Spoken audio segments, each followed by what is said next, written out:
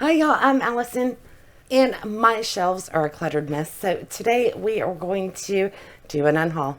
Going to see how many books I can get rid of to make space for new books and Halloween decorations. And then I'm going to need space for Christmas because the holidays are coming up fast and I don't have any room. So let's find the ones that I know I'm getting rid of for sure.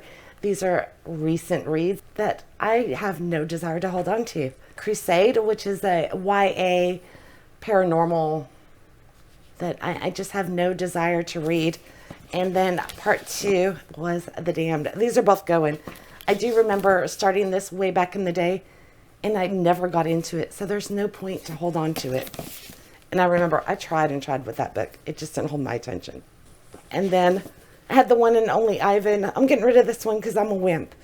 Anything with animals, I'm a little too soft-hearted, and I don't want to see anything bad happen to the gorilla. So yeah, I'm wimping out. And then there's the zombie survival guide.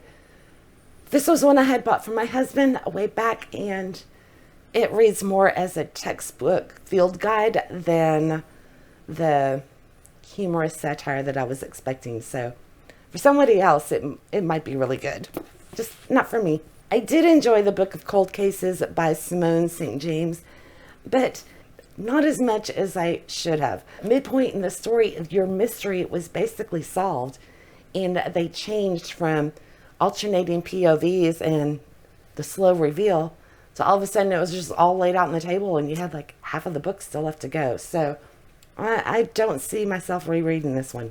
That one was a Once Upon a Book Club box, and I have a full video on that. I will link it up here or there if you want to see it. And wimping out.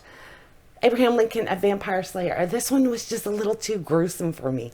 So if you've got a strong stomach and like, medical gore, definitely bad vampires, mixed with historical fiction, then this might be the book for you. It was a good book. It's just a little too gory for me. And then also, this one is nonfiction, Madhouse at the End of the Earth. This was about the Antarctic expedition, and it wasn't as harrowing as I expected. It just, while it was informative and interesting, I don't see myself reading it ever again. And it wasn't, I was expecting more on the psychological struggles that the crew had gone through, and you don't really get that. Again, not a bad book, just not something I would read again. The Midnight Library. This book and we have a very heated past, and I don't like it. I don't like it at all, and it's going. I also had another Once Upon a Book Club, This Rebel Heart. I adjusted this one for the Magical Readathon, and if the video hasn't gone up yet, it'll be the next one or the one after that. It will come out during September. And this one, again, it's just not for me. The historical fiction aspect of it was really good, and it was completely derailed by the magical realism. So if you want to know more on that one, then keep an eye out for that video. And Mad Honey, which if you saw Bingo Maze, you know what happened with me in this book. And it's going. It's not for me. This one should have trigger warnings for domestic abuse, suicide attempts, all sorts of things. And no. No. And another DNF from the Magical Readathon, Impossible by Nancy Werland. I think if it had been set in a different time frame, it would have worked better. Yeah, it just gave me the skeeves, which is a shame because I was really intrigued by the premise of this book that was all have to do with the song, The Ballad of Scarborough Fair. And the girl she was going to be cursed if she didn't solve these 3 impossible tasks that are in the ballad. But the older Fae King was so creepy, and there was no. It's just, I do enough to. And we also have When Night Breaks, which is part 2 of Where Dreams Descend. This book I actually did enjoy. And this is the follow up to it. I believe it's just a duology. This one was just such a train wreck that I'm getting rid of both. I liked the character in this book, and by the time we get to here, I couldn't stand her. And if you no longer like any of the characters, there's no point. Plus, it was just all over the place. So these two are both going to go and make room for something else. I am stacking these in my swivel chair for my desk. That's probably a really bad idea. I might move those in just a minute. Okay, those were all of the easy choices. Oh, wait, I've got one more easy one. Unless things change dramatically in the last 70 pages, I will be getting rid of the Rosetta Key, which is part 2 in the Ethan Gage adventure series. It gets a little dry at times. These are set, we've got an American that's over in Egypt in the time of Napoleon's invasion there. The really good historical aspect to it. And this time they're in Jerusalem. So all of that with the different religions and all the battles that are going on in Jerusalem is really good. This one is ruined by the main character. He just basically is, he's insufferable. So I think he was trying to go for a, devil may care attitude, the author was, with him. But he's such a jerk. I just can't. Because in this one, we kind of have a love triangle. He's got 2 different women. And the way he treats these women and talks about them and everything, it ruins it for me. So if that aspect had been left out of the book completely, I think I would have really enjoyed those. But every time we get to his romantic subplots, I just, no.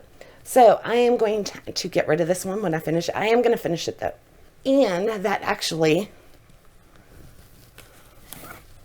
clears 2 more off my shelves, because 3 and 4 are the Dakota Cipher and the Barbary Pirates.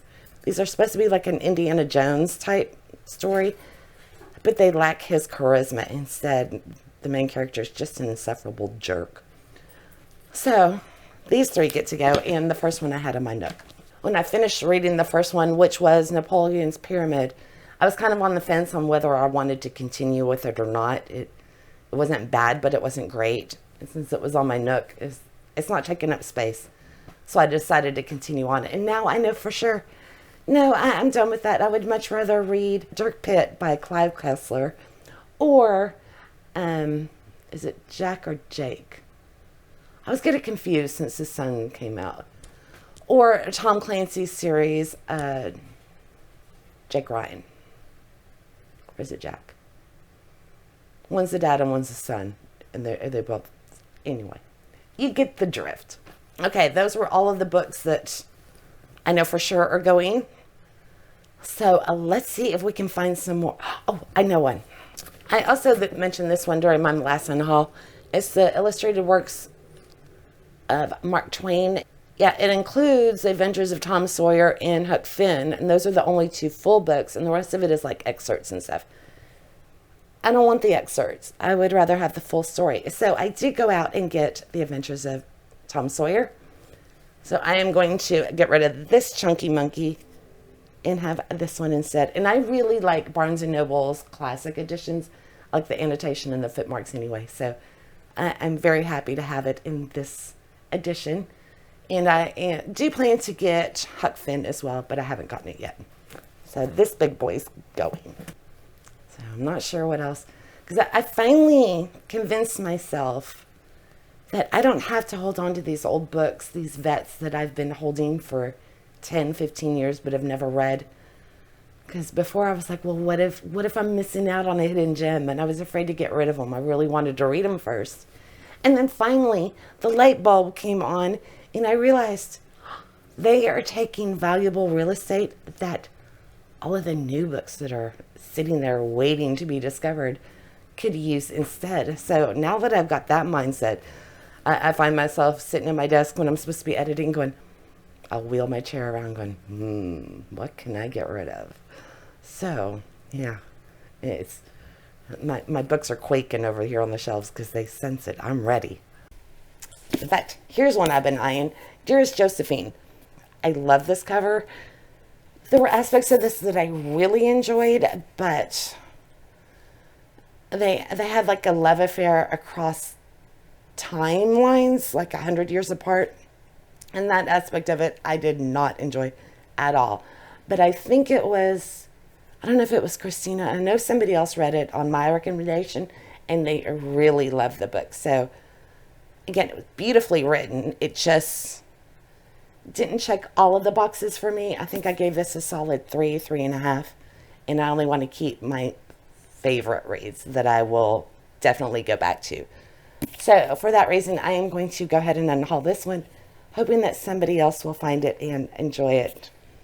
So it is a really good book on overcoming grief. So that's the two main characters are grieving, and this is their journey through that grief. And it is beautifully written. Beautiful book. Okay, now it's going to start getting hard. I keep wavering back and forth. The Tapestry, this is the Tapestry series of The Hound of Rowan. These are 2 middle grades. And I really did have a fun time with this one. And they're illustrated. It was an adorable middle grade with like a Hogwarts type setting. There's a magical school. And I was drawn into it. But it is 5 books long. I only have the first 2. And I'm not sure that I could get my hands on the other ones. So I keep wavering back and forth. Because, again, there are so many new books that I want to read that I feel like these are taking up space for other middle grades that have come out. So I don't. I mean, I guess I could see. I think what I'll do is I'll hold on to them a little bit longer, see if I can get my hands on the ebook version. That might be the way to go. Or see if the library has them. Because they're so endearing and adorable. I did enjoy reading this a lot. But I don't know if I'll ever be inclined to pick up book 2. An added tidbit on this. These are illustrated by the author, which I thought was really cool. I guess they're going back on my shelf for now. What's y'all's opinion? What would you do with these? These came out in, I think, I'm going to guess 2008. Oh, 2007. I'm getting good at that. That's when I was reading a lot and then I quit. Because 2009 is when I started homeschooling my kids. I started with my son, pulled him out during the middle of 7th grade, and my daughter stayed in public school up until 3rd grade. So I was homeschooling him while doing the PTA, running the book fair, and everything at the elementary school. There was no time for reading. Anyway, back to the books. I know this was quite popular, and I'm going to ask for y'all's opinion. Is this one worth holding on to? The Shadow of the Wind. I think it's like a literary mystery, but I'm not sure. So, is this one worth reading and holding on to? Let me know, please, if you have read it. On Phoenix Rose's recommendation, I'm going to unhaul the ones that we're meant to find. I have not read this one, but Phoenix Rose knows my reading taste quite well by now, especially the books that will cause me to go, no. And they recommended that I just unhaul this, saying that it would not be one that would resonate with me. So I'm going to take that advice, and it's going to go. Besides, I hate this cover. I know it gets a lot of praise for it, but I think it's hideous. I don't like it. And for that reason, I've never been drawn to this book at all. So it's going. Okay, so I'm going to pull you with me. So let's see if there's anything over here. We're on the far side of the room. Fenris says hi, by the way. There's a map maker. This is another one I wrote in August that I wasn't overly thrilled with, but it wasn't. I'm going to hold on to it a little bit longer.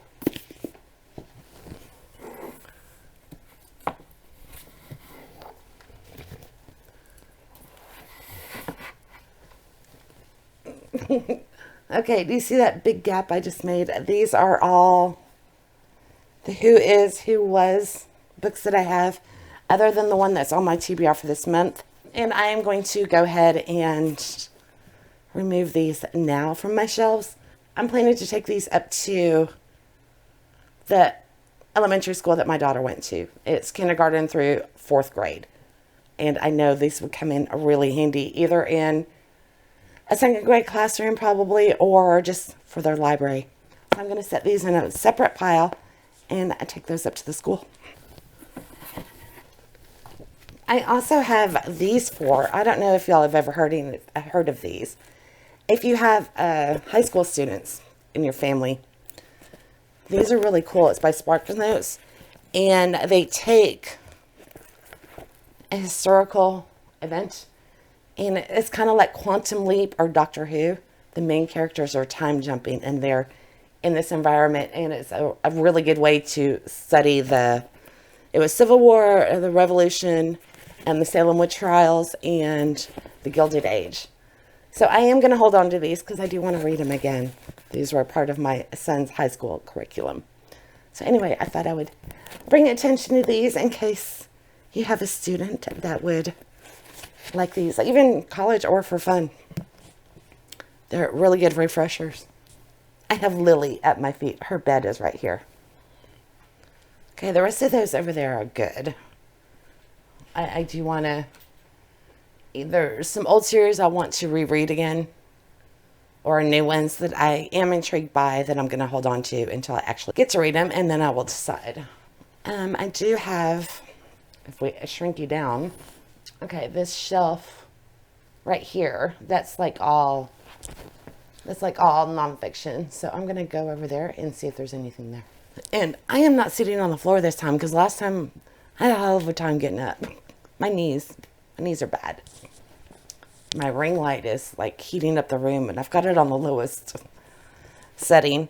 Okay, I am going to get rid of The Wit and Wisdom of Abraham Lincoln. This is just a book of quotes. I will never read it. I think that was from my scrapbooking days. And I do have the Big Book of American Trivia. You know what? I think I might save this for use with like TBR games and stuff like that. Prompt ideas and things. So I know the internet is available, but I'm an old school kind of girl. I like the written form. So I still use dictionaries. So yeah. Okay, let's see what's behind my game. No, I want all those. And I'm going to keep those. I think those are good, and I already checked that. I'm not being as ruthless as I need to be, but it's hard, you know. My fear of missing out is coming back. I am tempted to get rid of that Dune special edition, but that one cost so much that I might as well at least attempt to read it. It was a gift I intended to give to my nephew, and then I found out he wasn't reading as much as he used to, so I didn't gift it to him, gave him something else. And since I had done my Christmas shopping early, it was too late for me to return it. So one of these days I will actually crack that book open and give it a go. Okay, while I would love to get rid of more books, I think for now this is a good... Oh, wait. Okay. Oh, if you're curious, my shirt says, "The past, the present, and the future walked into a bar. It was tense." Get it? This was a gift from Once Upon a Book Club. All right. I can't hold this. Do you want to see my mess? Look. Okay, so here's all the books I'm getting rid of. How's this for a professional looking? It's behind the scenes. And I'm surprised my stack didn't fall. So how many did we end up with? It's only 20. You know what? I'll call it. That's a win. We'll call it a mini unhaul. Because I am roasting. All right. I hope y'all enjoyed this. And let me know about, what was it? The Shadow of the Wind or something like that. If anybody's read that and if it's worth holding on to. All right. I hope to see you in the next one. I will have a haul video coming up soon because I have done a little bit of my birthday shopping. And obviously I need to clear out more books, but that's going to wait because it's time to decorate for Halloween. All right. I hope to see you in the next one, which will hopefully be 3 days from now. All right. Bye, y'all.